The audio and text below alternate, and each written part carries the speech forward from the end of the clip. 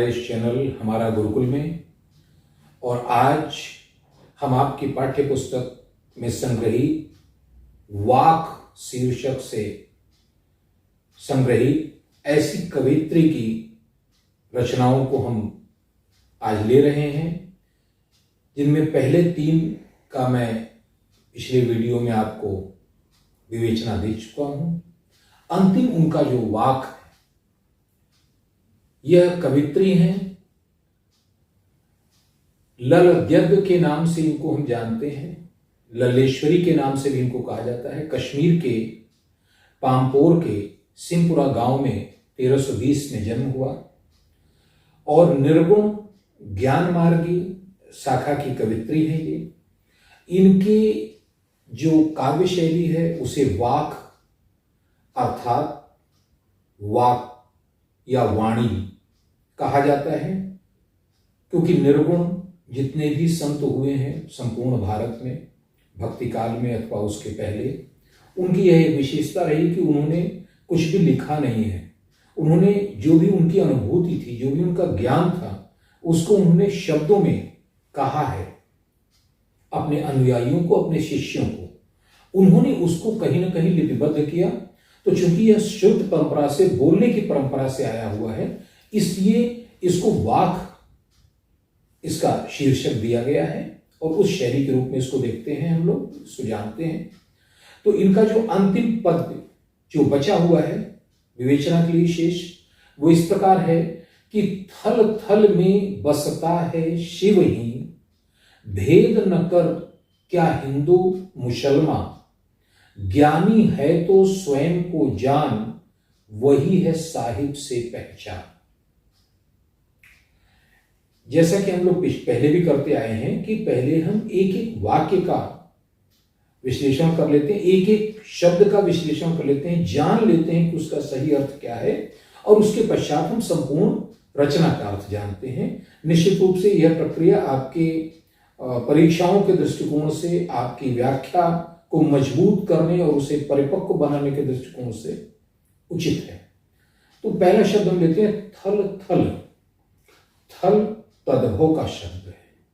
तद्भव ऐसे शब्दों को कहते हैं जो बोलचाल में संक्षिप्त हो जाते हैं। ऐसे तमाम शब्द हैं जिनके स्वरूप बोलचाल में आने के बाद बदल जाते हैं। जैसे मनुष्य एक शब्द है, संस्कृत का है, और हिंदी में मानव के रूप में मिलता है, और जब रसखान प्रयोग करते हैं तो वो तद्भव शब्द उसका प्रयोग करते हैं मानुष। मानुष शब्द आपने सुना होगा, वन मानुष अर्थात वन में रहने वाला मनुष्य। तो ये मानुष जो है, इसका जो परिवर्तन हुआ है, इसको तद्भव कहते हैं। उसी प्रकार थल थल यह भी तद्भव है, और यह मूल शब्द है स्थल। स्थल माने स्थान। स्थान स्थान अर्थात प्रत्येक स्थान, अर्थात सर्वत्र। थल थल शब्द का जो अर्थ है वह है स्थान स्थान, या कह ले तो सर्वत्र बसता है शिव ही। बसता है, वसति संस्कृत में है, वहां निवास करना, उसको हम बसना कहते हैं। तो बसता है शिव ही। शिव किसे कहते हैं? भारतीय दर्शन में 3 सर्वोच्च मूल्य मिलते हैं, सत्यम, शिवम, सुंदरम, और 3 उसके संबंधित देव भी हैं, ब्रह्मा, विष्णु, महेश। तो महेश अर्थात शिव, ये शिवत्व का जो गुण है वह शिव से संबंधित है। तो ये शिवत्व क्या है? कल्याणकारी। संस्कृत में इसका मूल अर्थ है कल्याण। तो बसता है शिव ही। शिव का अर्थ उनका यहां पर है कि जो सबका कल्याण करने वाला है। कल्याण करने वाला कौन हो सकता है? निश्चित रूप से वह परमपिता परमेश्वर, जिसने सभी प्राणियों को, सभी जीवों को उत्पन्न किया है, वही तो कल्याण करेगा, क्योंकि वह पिता है। तो पिता हमेशा अपने पुत्र का कल्याण करता है, उसका हित चाहता है, उसका भला चाहता है, वह चाहता है कि वह प्रगति करे। तो अगर हम इसे हर धर्म में मानते हैं कि हम उस परम पिता परमेश्वर, उस आदि शक्ति, उस एकमात्र जो अंतिम सत्ता है, उसी के पुत्र हैं, उसी के कारण उत्पन्न हुए हैं, तो हमें इस बात पर भी विश्वास करना होगा कि वह सदैव हमारे भले, हमारे कल्याण की बात करेगा। इसलिए लल्लेश्वरी जी ने उसको शिव कहा है। आप इस रूप में भी ले सकते हैं, मुस्लिम होने के, मूल रूप से मुस्लिम थी, मुस्लिम होने के बावजूद भी और कश्मीर में रहने के बावजूद भी उन्होंने शिव अर्थात शंकर की बात की है। चाहे इस रूप में लें, चाहे इस रूप में लें, लेकिन मूल रूप से उनका जो अर्थ है वो यही है कि वह परमपिता परमेश्वर जो सबका कल्याण करता है, वह प्रत्येक स्थान पर व्याप्त है, बसता है, कण कण में बसता है, स्थान स्थान पर बसता है, सर्वत्र बसता है। भेद न कर क्या हिंदू मुसलमान, क्या हिंदू है क्या मुस्लिम है। यहां हिंदू और मुस्लिम से उनका तात्पर्य व्यक्ति से नहीं है, व्यक्ति से न होकर मान्यता से है, परंपरा से है और एक धार्मिक रीति रिवाज से है। हिंदू एक सनातन धार्मिक परंपरा है, उसका पालन करने वाले लोग हिंदू हैं। मुस्लिम एक अलग धार्मिक परंपरा है, उसको मानने वाले, उस ग्रंथ कुरान को और उनकी शिक्षाओं को मानने वाले, उस पर अमल करने वाले मुस्लिम हैं। तो ये जो हिंदू मुसलमान हैं, इनको शाब्दिक अर्थ में न लेकर उनके मूल अर्थ में लीजिए यहां पर, कि जो हिंदुओं के द्वारा बताई गई परंपरा है या मुस्लिम के द्वारा बताई गई परंपरा है, उनका पालन करने वाले लोगों में भेद मत कर। क्यों?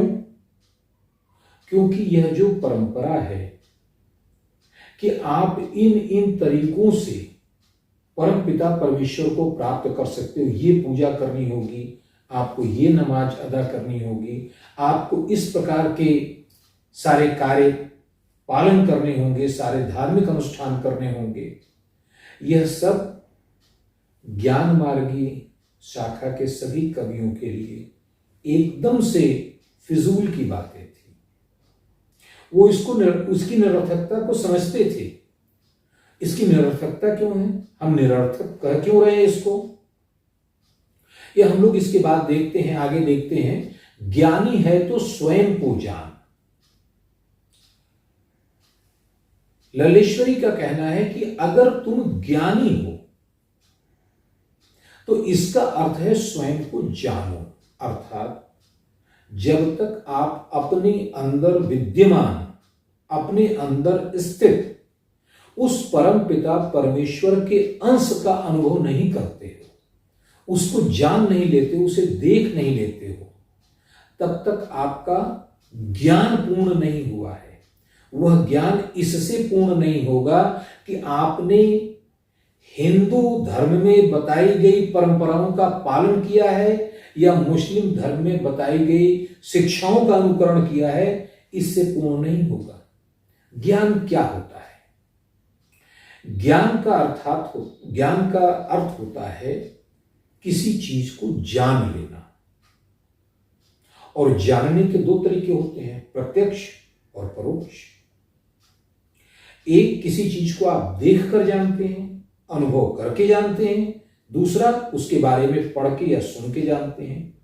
उदाहरण के लिए, आपने मान लीजिए कश्मीर के बारे में किताबों में पढ़ा, हाउस बोट के बारे में, शिकारे के बारे में, डल झील के बारे में, पहाड़ों के बारे में और उसकी खूबसूरती के बारे में, तो यह भी ज्ञान है। लेकिन यह ज्ञान कैसा है? यह परोक्ष ज्ञान है, जो आपको किताबों से या किसी और माध्यम से मिला है। लेकिन जब आप कश्मीर जाते हो और जाने के बाद उन सब चीजों को खुद देखते हो और अनुभव करते हो, तो दोनों ज्ञान में फर्क होता है ना? बिल्कुल होता है। वह फर्क इस बात का होता है कि जो पहली बार आपने ज्ञान प्राप्त किया था वो परोक्ष ज्ञान था, वो दूसरों के अनुभव से, उनके पढ़ने से प्राप्त हुआ ज्ञान था। और जो दूसरी बार आपको ज्ञान प्राप्त हुआ वो प्रत्यक्ष ज्ञान था, उसको आपने साक्षात अनुभव किया। और वास्तविक क्या होगा? बिना किसी संदेह के जो साक्षात ज्ञान है उसमें कहीं कोई मिलावट नहीं होगी, क्योंकि आपने स्वयं अनुभव किया है। इसी प्रकार ईश्वर का या परमपिता परमेश्वर का जो भी ज्ञान है वह भी दो प्रकार का होता है, प्रत्यक्ष और परोक्ष। परोक्ष क्या है? धार्मिक ग्रंथों के द्वारा, चाहे वो हिंदुओं के धार्मिक ग्रंथ हो, चाहे मुस्लिम के हो या किसी भी धर्म के हो, कि ये कहा गया है हमारे पुरखों के द्वारा, हमारे मनीषियों के द्वारा, हमारे मुनियों के द्वारा, हमारे जितने साधु महात्मा हुए उनके द्वारा, इसलिए इसको मान लो। यह आपका ज्ञान नहीं है, यह साक्षात ज्ञान नहीं है, यह परोक्ष ज्ञान है। और परोक्ष ज्ञान कभी भी पूर्ण वास्तविकता से, पूर्ण सत्य से परिचय नहीं कराएगा। पूर्ण सत्य से परिचय होने के लिए क्या आवश्यक है?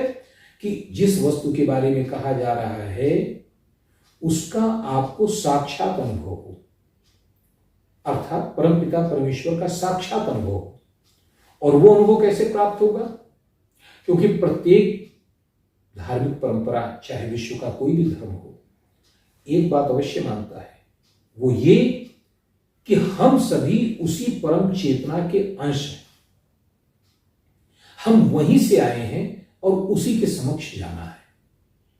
तो अगर हम वहीं से आए हैं तो निश्चित रूप से हमारे भीतर जो प्राण है, हमारे भीतर जो चेतना है, वह चेतना भी तो वहीं से आई है। तो ज्यादा कुछ करने की जरूरत नहीं है, उस चेतना को जान लो। अपने अंदर जो मौजूद आपका प्राण है, आपके जो चेतन शरीर का जो स्वरूप है, अगर उसे आप जान लेते हो तो परमपिता परमेश्वर को आपने जान लिया। क्यों? यथा पिंडे तथा ब्रह्मांडे। वैदिक रूप से यह माना जाता है कि जो अणु में है वही ब्रह्मांड में है। विज्ञान भी मानता है कि पूरा का पूरा ब्रह्मांड अणुओं से बना है, एटम से बना है, और हर एटम की संरचना वही 3 पार्टिकल, न्यूट्रॉन, पॉजिट्रॉन, इलेक्ट्रॉन। तो इन्हीं को जानने के बाद जैसे आप हर वस्तु को जान लेते हो, उसी प्रकार अंतरात्मा को जान लेने के बाद आप परमपिता को भी जान लोगे। इसीलिए वे कहती हैं कि ज्ञानी है तो स्वयं को जान, वही है साहिब की पहचान। क्योंकि जो अंदर है, जिसे आप जान लेंगे अपनी अंतरात्मा के रूप में, वही उस साहिब, साहिब का अर्थ है ईश्वर, साहिब का अर्थ होता है मालिक, शाब्दिक अर्थ होता है मालिक, स्वामी। तो जब हम कहते हैं कि हमारा साहिब, तो वही है जिसने हमको जन्म दिया है, जिसने हमको इस धरती पर भेजा है जहां से हम लोग आए हैं। तो उसको जानने के लिए क्या करना है? सिर्फ अपने आप को जान लेना है। इस प्रकार इस पूरे खंड का अर्थ यह होगा कि ईश्वर सर्वत्र व्याप्त है, हर स्थान पर व्याप्त है। उसको हिंदू या मुस्लिम धर्म के आधार पर, बताई गई परंपराओं के आधार पर जानने की आवश्यकता नहीं है, उससे ज्ञान नहीं प्राप्त होगा। अगर आपको सच्चा ज्ञान चाहिए तो अपने स्वयं को अनुभव कीजिए, अपने प्राणों पे, अपनी चेतना में बसने वाली जो अंतरात्मा है उसको अनुभव कर लीजिए। वही ईश्वर का वास्तविक ज्ञान है। आत्मज्ञान को ही इन्होंने सर्वोत्तम ज्ञान माना है। तो इसके साथ इसकी व्याख्या पूर्ण होती है। अगली बार हम लोग मिलेंगे रसखान के साथ।